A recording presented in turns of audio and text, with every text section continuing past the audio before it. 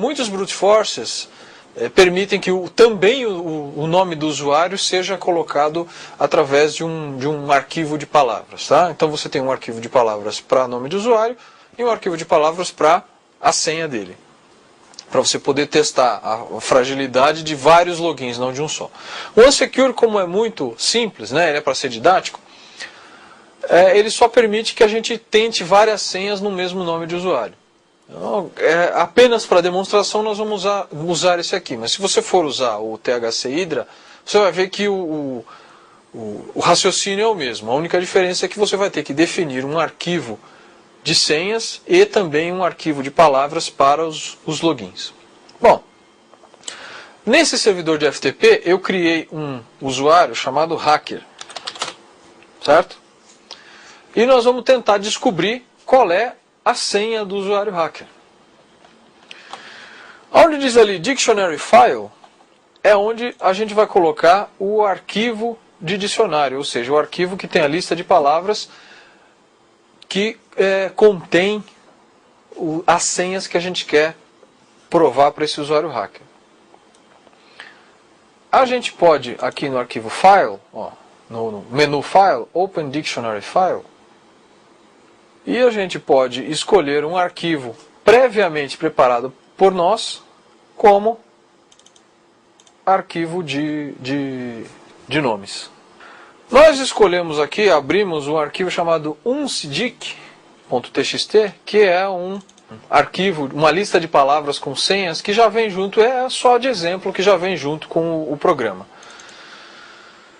É uma bem grande, é cheia de letras e números e tal. Mas nós não vamos usar esse aqui não. Nós vamos criar um outro arquivo criar num editor de texto mesmo, como o próprio bloco de notas. Nós vamos criar um outro arquivo, vamos chamar de senhas. Né? Senhas.txt. Vamos abrir esse arquivo no bloco de notas e vamos colocar algumas senhas aqui que a gente pesquisou, fez uma engenharia social, ou sei lá, baixou um arquivo de senha na internet, ou usou mesmo o que vem junto com esse arquivo, não interessa. A gente tem que providenciar um arquivo de senhas, um arquivo de palavras para ser usado como as senhas.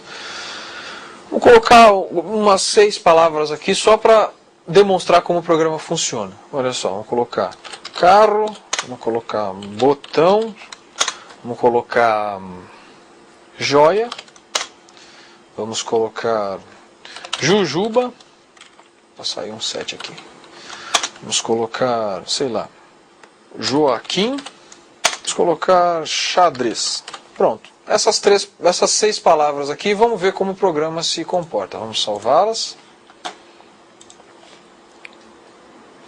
Muito bem.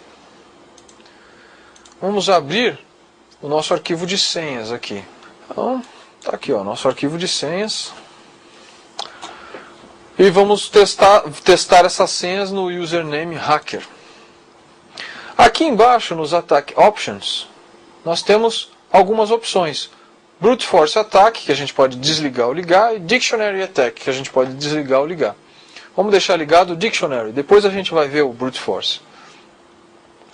Vamos deixar ligado o Reconnect on Disconnect, que muitos servidores de FTP desconectam você depois de um determinado número de tentativas. Né?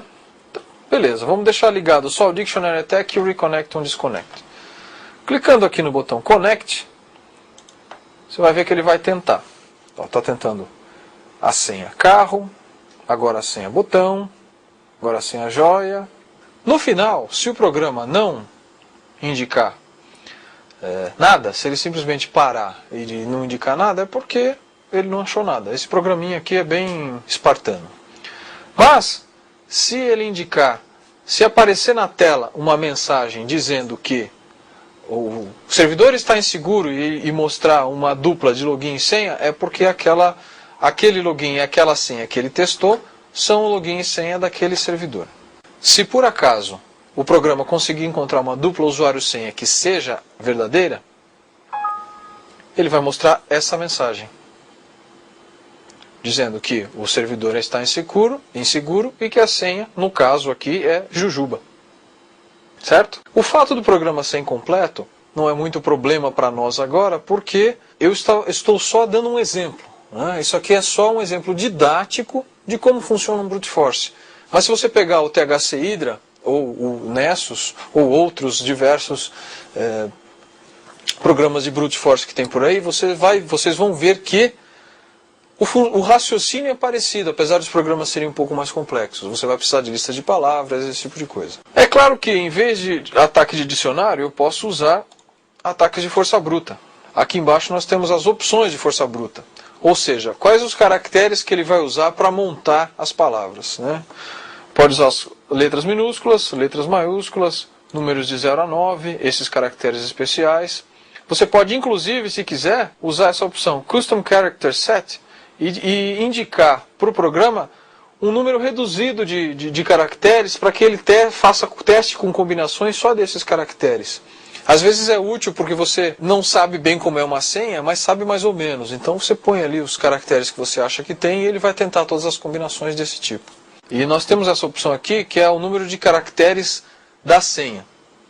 Você pode ter uma senha, um número mínimo de caracteres da senha, né? Você pode ter uma senha com um caractere só.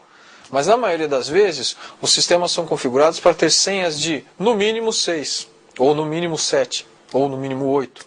Se a gente der connect agora com o nosso ataque de brute force, e não ataque de dicionário, ele vai novamente acessar o nosso servidor de FTP e vai tentar todas as combinações possíveis de letras. Eu configurei para 8 caracteres e como vocês podem ver aqui no campo Current Password, ele está com 8 caracteres, sendo que 7 deles são A e o primeiro ele está variando.